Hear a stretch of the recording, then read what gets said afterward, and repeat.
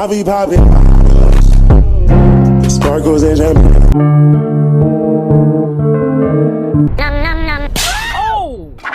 Alright y'all, so before I start this video off, I just want to say two things. And the first thing is thank y'all for 20.5k subs. Y'all did y'all thing on that last video. I'm not gonna lie, like y'all really hit 20k subs in literally like before a day. So thank y'all for being the goats y'all are. And the next thing I wanted to tell y'all, bro, I'm gonna try to make these videos weekly. I'm trying to make it feel like it's a Cartoon Network episode every week. So whenever this video drop right here, I'm gonna try to upload this same day every week. Alright, I was yapping long enough. Let's get to it. So last time we left off, Luffy, he was over here bodying these Marines and he ended up punching us in the face, which was wild because what did we do, bruh? When it was like Luffy fists is ready to eat for everyone, they was in line. Next we cut to the Franky family and they hopping over the gate with these big Yagatas and they pulled out this huge cannon and they boomed them. Pause. And we got the three Stooges ready to brawl while the rest of the crew just patiently waiting for their turn. We cut back to Luffy and this man over here walking towards the guards. And this man really was like, hey, can you let me pass pretty please? But the guards, they wasn't having it. Dude was like, even if you ask nicely, you still an intruder. And no means no. So he started running towards Luffy with a spear, and look at my boy, he just looking at him unfazed. And then he hops over him and put his hand on his face. Letting another man put his hand on your face is wild. But that's not even the worst part. My boy Luffy hijacked this man's body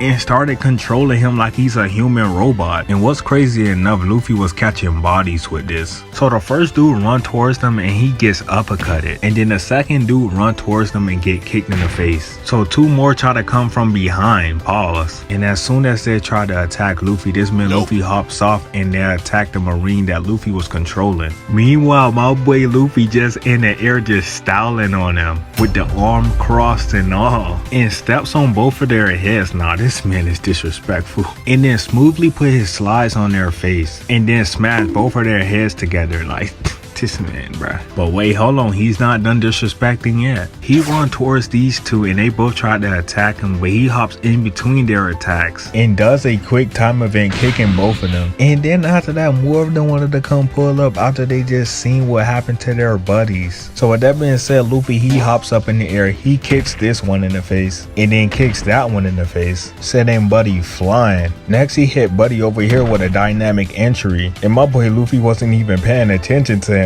Next, this dude, he tried to poke Luffy in the ass with a spear. Luffy does a whole maneuver and kicks him in the face, following up with another kick to the face. Wait, let me get this straight. Did my boy Luffy just airwalk down their faces on some Kung Fu Master shit? That's why he's MVP. That's why he's the GOAT. The GOAT. Shaboing boing, get the dick out your mouth, dummy. Anyways, he finished it off by his body and the rest of them and hops off one of their heads and hold on to the door. And he tells them that he's in a hurry, but they'll have somebody else to fight with soon. And then he slingshot himself out of there. Meanwhile, we cut back to the front gate and Spawn him. He was trying to contact them, but bro was already laid out. And then we cut to Polly and this man over here beating him with knots.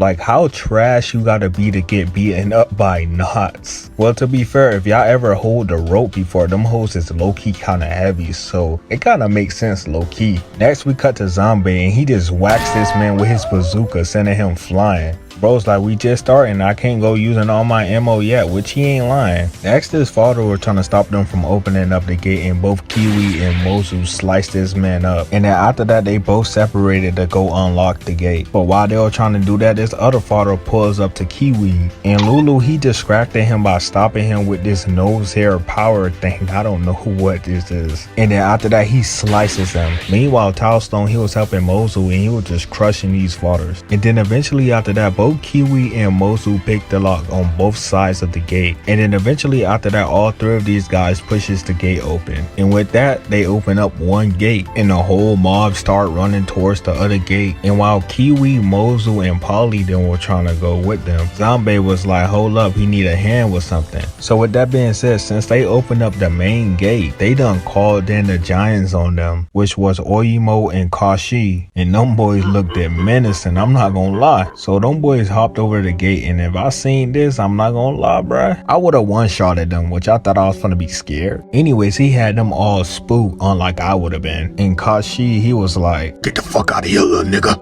And take that stupid shit with you. Right, Oimo? Yeah, you tell him, Kashi. and the Frankie family was hella spooked, but they still wasn't gonna back down because they wanted to save their bro Frankie. So with that being said, the Frankie family, they sent out their 3 biggest niggas for obvious reasons. And their Willy Wonka looking ass started running towards them, and bro with the orange fro tries to shoot Oimo with his bazooka, and he breaks through that, and he was looking like, damn, he really about to rock my shit. And that's exactly what he did. Next, Kashi knocks bro out the way. And they just did this last one dirty for no reason. They literally double team kicked this man and sent him flying. They had no reason doing bro like that. And just like that, they had them boys laid out and had the rest of the Frankie family just over here shivering. And meanwhile, we cut back to this man Luffy, and he got 10K. Yeah, that's right, you heard me. 10K Marines ready to fade him. And they thought it was all cool and shit. Talking about some, hey Scraw Hat, how many friends you brought with you?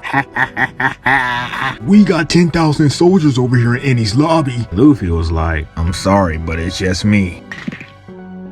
Now get the hell out of my way. And then after that, we cut back to the Frankie family, and right now it's not looking good for them at all, because both of these motherfuckers is ready to go stomp on their ass. They was really laughing at them and all too, talking about something.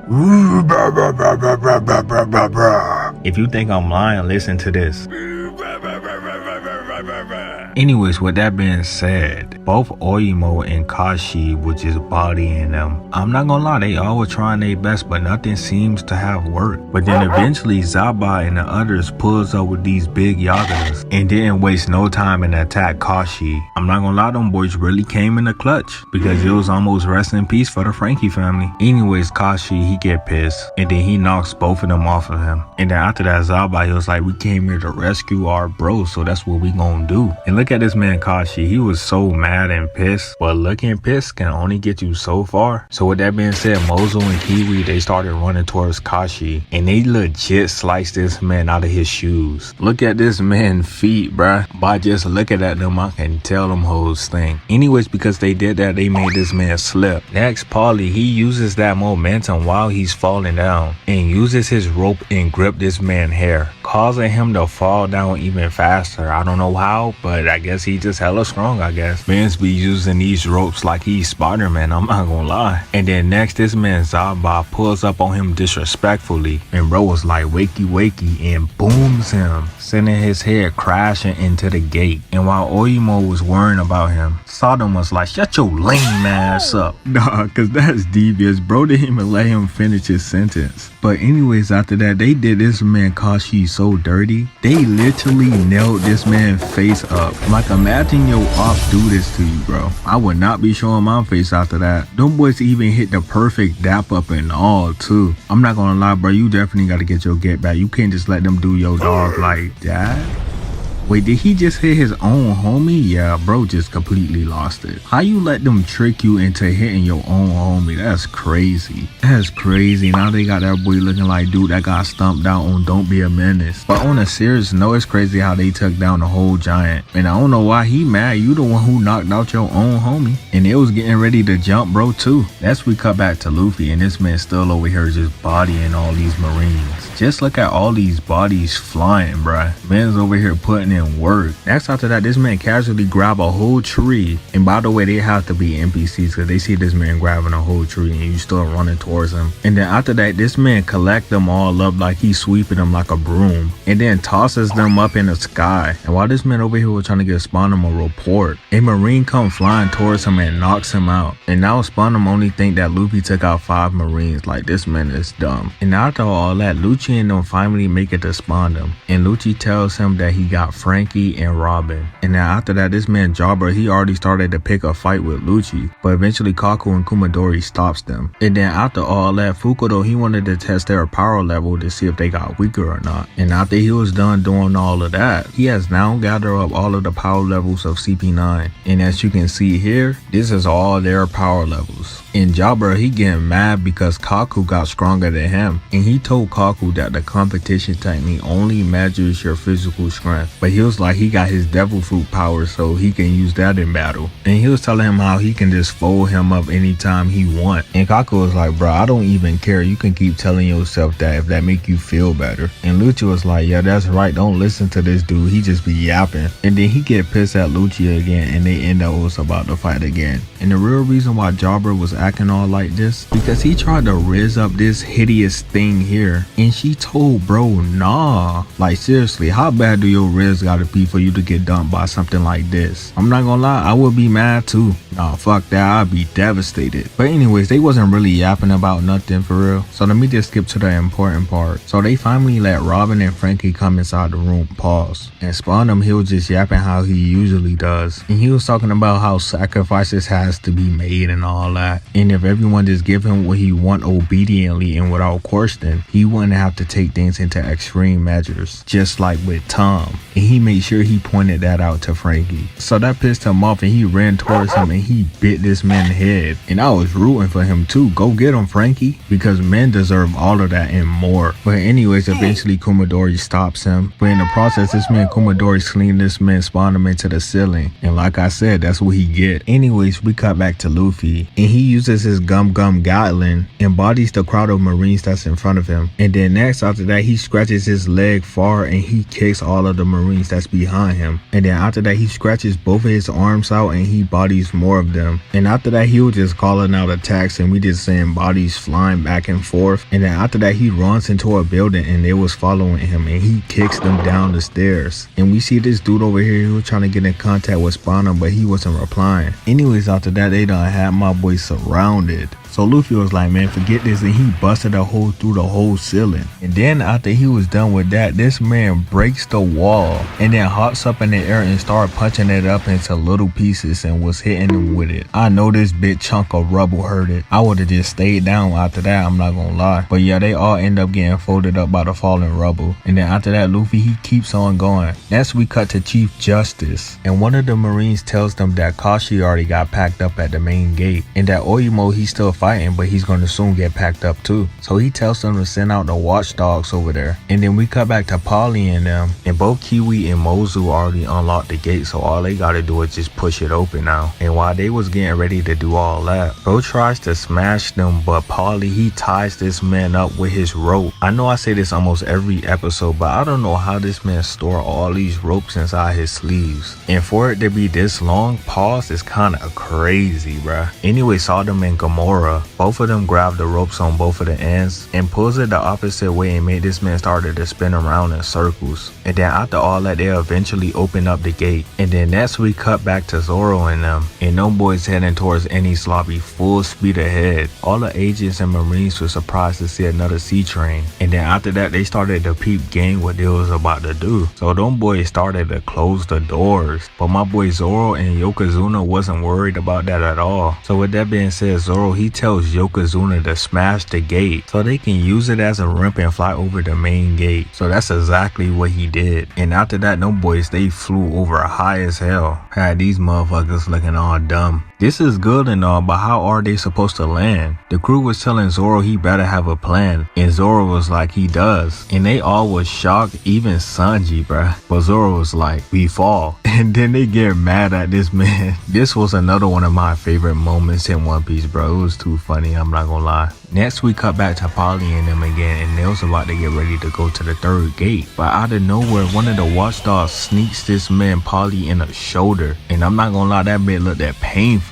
But he still thought that hoe out. And then after that, they started yapping about who they are and stuff, but who cares? And then after that, one of them wakes up Oyemo. And as soon as this man gets back up and start about to rage again, Rocket Man pulls up and smash bro back in. Damn, you hit that nigga so hard to replay 3 different times. It was so crazy, it made them boys get affected by Toon Force. After all that, once Zoro and Sanji got out the train, they already was bodying these guys. Them boys didn't waste no time. And them boys was just posing looking all cool and shit. And then after that, we cut back to this man Luffy. And this man just bullying them for no reason, bruh. Do you know how fast this man Luffy gotta be throwing his hands for it to look like he have this many hands? Cause I don't. But then after that we cut to them chasing Luffy, and then he ended up making it to a dead end. Now they was really trying to get my boy packed it up because look how many of them there are. Anyways, they started to shoot their bazookas at the ground that Luffy was standing on, and eventually it just breaks and then Luffy almost nearly falls down. But luckily he hangs on to the edge. And what y'all about to witness right now is just crazy because these motherfuckers have no IQ at all. So them boys tried stomping on Luffy's hand and this man was over here just weaving all their attacks. Like bruh, how trash do you have to be to miss every single time? But anyways, after all that stomping, it actually caused the edge that they were standing on to break off. And this man Luffy used them as a way to get back up, bruh. And then after that had them boys like this. I'm not gonna lie, after this they might as well just stop chasing him, bruh. Because ain't no way. Anyways, we cut back to Zoro and them. And no boys was surrounded, but who cares because they the ghosts. And one of the marines called Zoro a henchman, and this man Sanji was laughing at him talking some henchman, huh? And Zoro's like, at least they recognize me as a henchman, you're not even pirate A. And I was like, nah, Zoro on devious timing, bruh. After that, Sanji he get pissed and they started fighting and stuff, and he kept changing it. He was like pirate B, and then he was like maybe even pirate C, and that shit was just too funny, I'm not gonna lie. But after that, they was getting ready to shoot the sea train, and this man Sanji was trying to run over there to try to save Nami, but they already boomed the sea train, bruh. And Sanji was trying to see if they hurt her or not, and Zoro was like, she's not a background character like you. And I'm not gonna lie, bro, that's a fade if somebody told me something like that, but hey, that's just me though. But anyways, after all that, Nami was using her cool ball and her heat balls, and she was putting them all together and she created this big thundercloud. And then after that, she literally strike everybody with her thunder, bruh. And when I first saw this, I was like, I ain't gonna lie, Nami, you kinda OP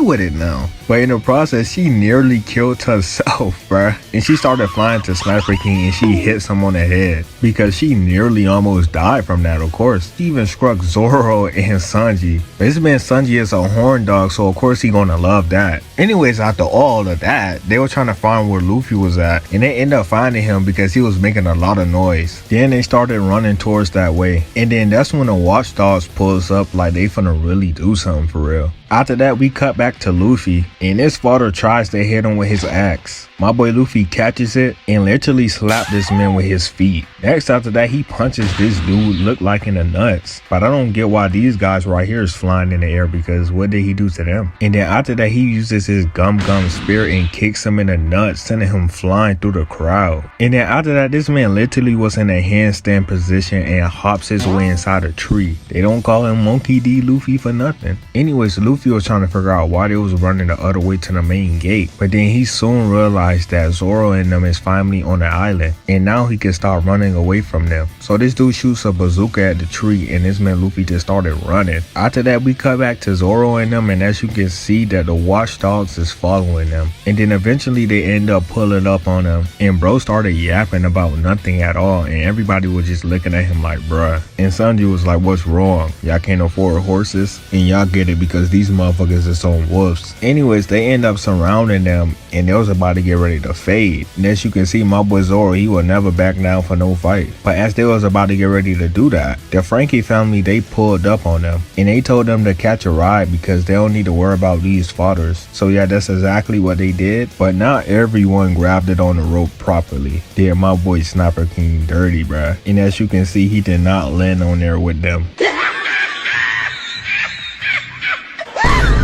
And then after that, they were just pretty much moving through the whole crowd like it's nothing. But they still was getting annoying, so somebody had to stop them. So that's where the shipwrights come in. And Polly was like, make sure you tell them a message for me. And he was like, tell those niggas they're fired. Anyways, after that, two of these fathers tried to attack them, and Polly, he grabs both of them with his ropes and he snatched their ass down. And then after that, they still didn't learn any lesson. They tried to attack them again, and both Lulu and Tilestone bodies them, and they had them boys shook. My boy Polly was like, y'all niggas ready for round 2? And then after that, we cut to spawn them, and this man was over here just beating up Franky, talking crap about him and all that, and he was just over here stomping on his head, and this was just making me so pissed, bro. like, bro. Like, I was ready to hop through the screen. Anyways, he was telling Frankie how Iceberg allied himself with the government even though he didn't like it, and the Galileo company was just building ships for them. And Spunham was like, if he dealt with him carelessly, it would have been repercussions. And Frankie was like, so that's the reason why he signed a contract with them. Anyways, after that, Spunham, he was yapping about how he got 2 of the triggers to revive the ancient weapon. And this man was genuinely tweaking, bro. I mean, just look at his ass. Anyways, after that, Robin was like, I don't get it. Why would Aokiji let you get the authority to use the buster call? And this man stopped laughing and look at his face. He really gave that "is this bitch is really talking to me" ass face, and then proceeds to turn his head slowly towards her, and then he run towards her and he rocks her shit. And then after that, he tells her to shut up and how she should be thanking him, and how he's gonna cleanse the old Hadar legacy by bleeding her dry, basically sucking all the information out of her. And then right there, that's when the episode ends, and I think that's a perfect place to stop it at. Not gonna lie, this episode had a lot of stuff going on, but we ended up making it through. Hopefully y'all boys enjoyed another one of my video, and if you made it this far into the video and you haven't subbed or leave the like, hey, do that. And I'll catch y'all boys on episode 9.